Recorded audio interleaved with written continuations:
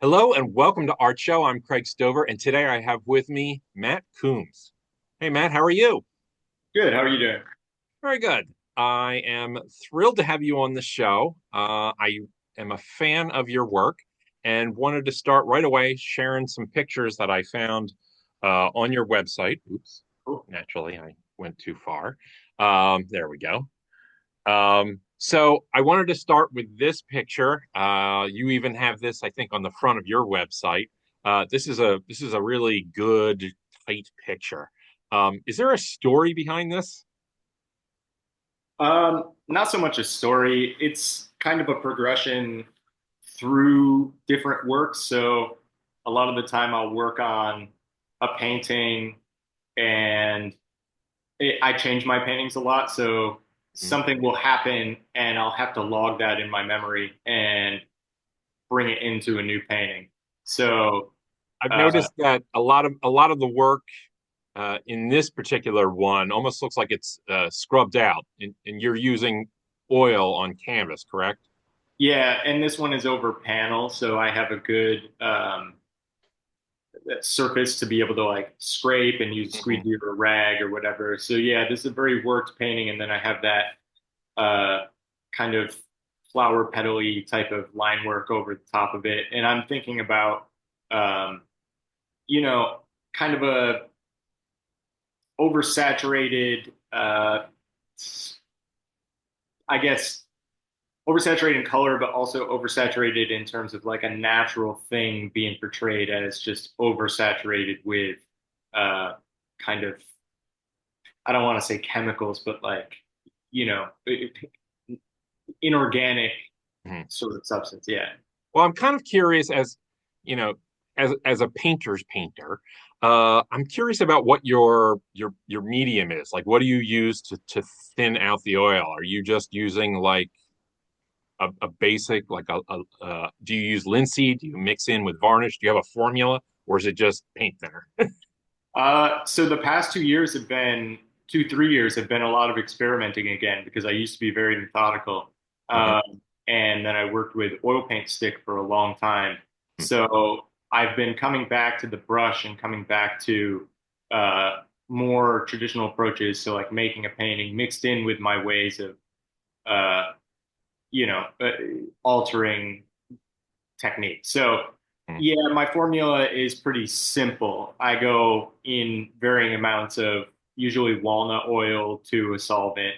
And I like walnut oil because I've had linseed oil yellow on me. Mhm. And I just feel like getting, what is it, the cold pressed linseed oil is a little bit more expensive than getting the walnut oil. But Mhm. for different colors, I'll use different things. But walnut oil, I know it dries as a hard film on my palette.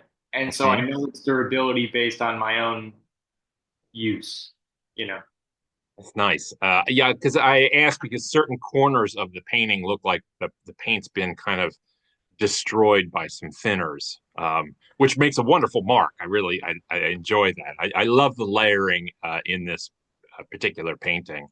Um, but I wanted to move on to this one because you have some of those qualities of that fun handmade line in this, but it's a different thinking process with these sort of this blue veil that sits on top of this. Is this an earlier painting? No, they happen around the same time. I'm actually looking at both of them over the top of the Oh, computer. okay. All right. Uh, and this one had a lot of the qualities of the previous one, but I took that blue and kind of simplified everything and left so that shape in the center is from the previous layer. Okay. So that's not additive, that's subtractive, like the cup shape there. I'm curious. When you're painting, are you zoned in or are you zoned out, Ooh, or is it that a mixture? uh, I think very tuned in the sense of I'm avoiding a lot of other things usually. Uh, Mhm. so it's a very kind of like uh, all the big spotlights are on me and I'm like struggling, battling with this painting. And the struggle I'm trying to do away with as I become more confident with mark making again and the brush and stuff. So it's I don't know really how to answer that more. I have certain artists that I'll ask that question to, and they're like, "Oh, I'm zoned out." Like all of a sudden, I turn around and the painting is just there, and I don't remember actually painting it. And other people are like, "No, every mark I'm thinking about where it goes and what it means," kind of a thing. So I'm just kind of Oh, curious. I do feel like I get lucky a lot. Mm. Yeah. Like a beginner's luck. Uh, it feels like that, but it keeps happening. So I take it. I learn to trust that. You know. Uh-huh. Yeah, it's almost like a Zen-like quality that comes into play. Um, so I came across this painting. So I know this one is a bit older, Mhm. and it seems like, correct me if I'm wrong, like you were doing even right before this painting, you were doing works on like alternative materials. Like I saw some fabric pieces, some hanging pieces that you were using. Mhm. And then you seem to have slid more into just like pure oil on canvas. Am I wrong that that happened? Are you still working on alternatives or hoping to go back to them? I always hold that possibility, but right now I kind of after grad school I needed to kind of like um, focus and I still kind of continued to do alternative materials after grad school, but I think it was a period of experimentation that was fruitful, but it limited me in the way of putting down color because Uh-huh. if I have to work more directly and if I was working on unprimed canvas like I was for a good amount of time like 2019, Yeah. 2018, uh there's not a lot, there's only so many colors because you have to kind of like work so directly that you're limited to what you can kind of mix on the palette or tube colors Uh-huh. versus I became really obsessed with getting a good quality ground on the canvas so that I can open up all the tools of what oil paint can do Yeah. with glazing and like I felt like I needed new colors Right. and I was able to get new colors by using translucency and layering to be able to get some new colors out. So this is kind of the beginning of that uh, Hmm. transition, or at least part of the way into it. So Um, a lot of your newer paintings seem they have all of these layers. You're layering and layering the colors on top of one another. I, I'm curious, do you start with a white canvas or do you put down a ground color first? I don't tone the whole canvas anymore, uh, Okay. but Anymore. yeah, I used to. I mean, that's kind of like a traditional method.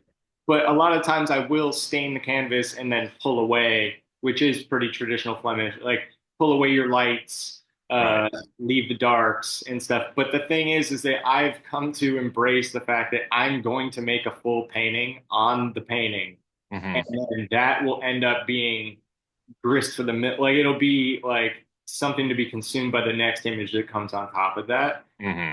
So I'm not so committed to the first thing that goes down on the canvas anymore. Hmm. Uh, and that's how I get myself into a painting, I think. I wanted to ask you about this painting in particular. I think there are going to be people that see this and see a horizon line. Mm. And I know it's as an abstract painter that's hard to not do sometimes. But you know, it's not your meaning might not be there for a horizon line. Is that something that are you conscious of that at all? Like trying to Yeah. make sure that there's not things in there that people see or Uh, maybe do see. Actually, I think I've always been grounded in some sort of representation. Like there's going to be, uh, I don't just do straight non-objective paintings about shapes. So Hmm. I'm always abstracting from something or of a something. And this is actually, I would say, coming into more representation slowly in that period of like 2020, 2021. Okay. Uh, there is definitely a horizon line. I see this as a buck being shot in the face by like That's wonderful. Well, I definitely need to have more time on this painting then. That's it. But I assume that you're not assuming that people are going to be looking for that. no. Right. Uh, but there are things that I think, point you toward landscape and point you toward, Uh, you know, there being imagery or something. I don't know. There's these shapes in the center. I wish I could point so uh, that so are wait a kind minute. If you start with something specific in mind, are you either just using that as a springboard to invent something new, or are you trying to maybe hide that original idea? Does that original idea really matter anymore once you start really painting? no, I'm willing to let the painting be what it is, and it is what it ends up being. Okay. Um, I'm very comfortable with that, but I think like sometimes there are imagery factors that are kind of like they they're representative of a something in Hmm. one way or another that like it's not just total abstraction. Yeah, Hmm. So like speaking of horizon line, yeah. there we kind of go again. I think this one is it would be hard to not see that.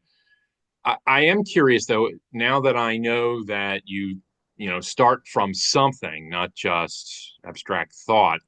Do you have like sort of a go-to thing that you like to start your images with?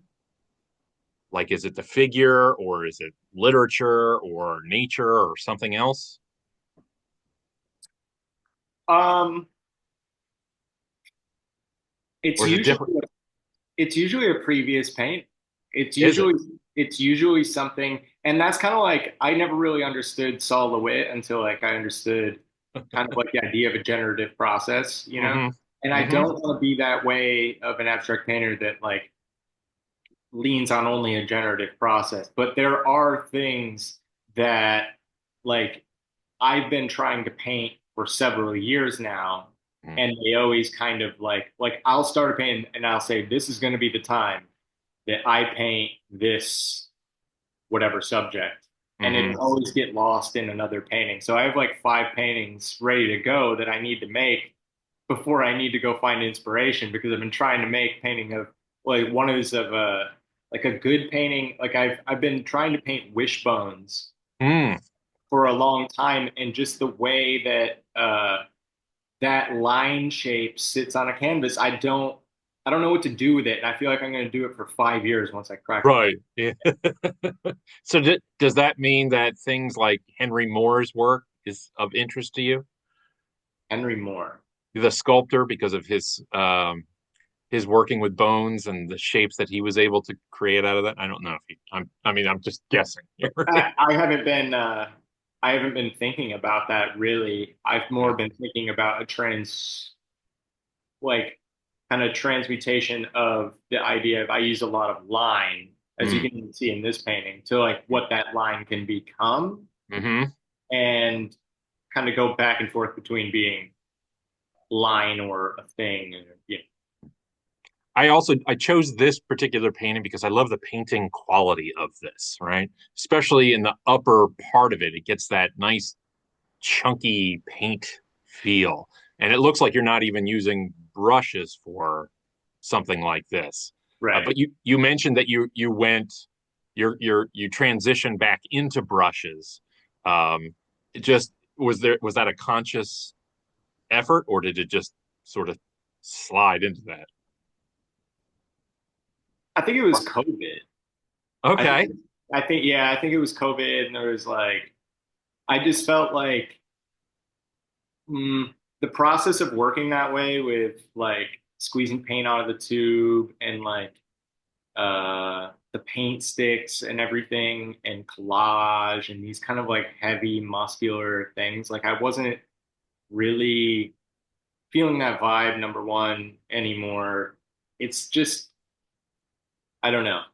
I just that's the most I can say. And then also there's like a certain sort of like messiness that comes with that. And I think I was looking to kind of like get a hold of my process overall, take inventory like everybody did about their lives during COVID. Hmm. And I landed in the zone of saying that if I start with a perfect surface, I can always still build it up Hmm. as thick as I want. But if I start by kind of Right. going through the correct processes, I can open that up to so many degrees. So I'm trying to get the full range of oil paint, which I Mhm. think I'm slowly building up to maybe using more impasto again in combination with the things I'm doing. But I feel like there's so many people that use oil paint as like kind of like one pass paint by number, like Right. God forgive me, like Hindi That's white, true. Yeah. like studio assistant type of paintings where it's like driving a Ferrari 5 miles an hour. That's Oil perfect. yeah, oil paint has such a range, and I think like, yeah, I love how you talked about COVID. I mean, it almost seems like every interview I do, COVID has bent the trajectory of most artists that I've dealt with. Only one artist told me like, "Oh, COVID didn't do anything to me," and then he proceeded to tell me how different his work is now because of COVID. Anyway, I want to ask you this question: do you have an earliest memory of being exposed to art, being exposed to art. like an early childhood memory that sticks in your head to this day? So there's a couple. So like it's always cartoons and Uh-huh. it's always like cartoons referencing art. So like I feel like there's cartoons that had like references to artists and stuff. Okay. And also probably Ninja Turtles and then learning about like film actors at the same time in like art class. And then when I was pretty young, maybe 7 or 8, we went on the boring DC trip as a family, and like I was bored the entire time. But the one of the galleries, I don't know if it's the National Gallery, I was 7, but I did see a Rembrandt, and that's the first time I saw real art Mhm. person. And I remember the nose, and I remember just like how transformative of a thing. Like I think that's really what stuck with me was the fact that like it announces itself as paint, it announces itself as image, and you're left in that zone of like, the cube that switches back and forth. Mhm. And just as a kid, like I said, oh, this is the real stuff, Right. And I Well, think I went that's home. very telling because of, you talk about the processes that you're using with these layers of, veils of color on top of it. That's Rembrandt, right? I mean, that was Yeah, his process. yeah. That makes a lot of sense. And I love also a number of artists that I've talked to talk about the idea that cartoons were their earliest exposure. And I find that a lot of those artists are ones that love to use as heavy saturation as possible, very kind of cartoony colors. I love that thing. So anyway, let's speed up a little bit. At what point in your life did you decide you wanted to become an artist? Like for real, I would For real, say for real. uh probably 16, Okay. 17. I was pretty serious about it. Like I was pretty committed to just doing that. Did you go to school for art? Like, Like a college for art or something oh like yeah, that? yeah. So, well, no, not originally. So, I had a really great high school art teacher. Um, did all the scholastic awards type stuff. He was really great at doing all that. After that, I went to a year of community college, and I was just like, oh, being a kid. Mm-hmm. And I studied with a guy, an older guy named George Benedict in Syracuse, New York, for like 2 years privately, and he was kind of like a wannabe. Not that's rude. He was a Hudson River School painter. You know what I Oh, mean? okay. Out of his time. And Right. uh, he was a great painter, and he really had an appreciation for abstraction, and he taught me how to paint like after high school, like the finer points Yeah. of oil painting in his basement, painting his portrait. And then I went to Ringling College of Art and Design in Sarasota, Florida when Okay. I was 21. Well, Hudson School, that says a lot about your mark making, right? Yeah, I don't know if you realize it. yeah. Okay. So, you decided to become an artist. You're out there. You're in your studio. You're gonna make something new. Do you have sort of a go-to process for igniting your imagination? Are there things that you do to that inspire your creativity? Um, Or do you just sit down and paint and you just go? I'm like a worker, you know, Okay. I'm a very just kind of it comes from the making type of artist. Like I've always had good results like when I've kind of stepped outside of my comfort zone, ruined a painting, Uh-huh. done something. So like yeah, I mean I get inspiration from like the world and obviously being in the world, but I don't know. I don't think about inspiration in that way. I think of But ideas could come from anywhere, is what I'm hearing.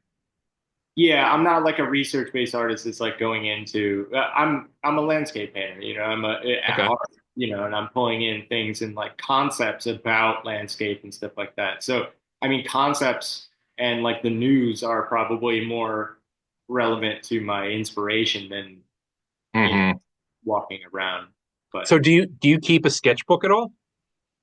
uh a little bit, but I'm not a big like everyday drawer. I'm Hmm. an everyday painter, and I think it's all about scale. I think like the mark, it has to do with the scale, has to do with the overall thing.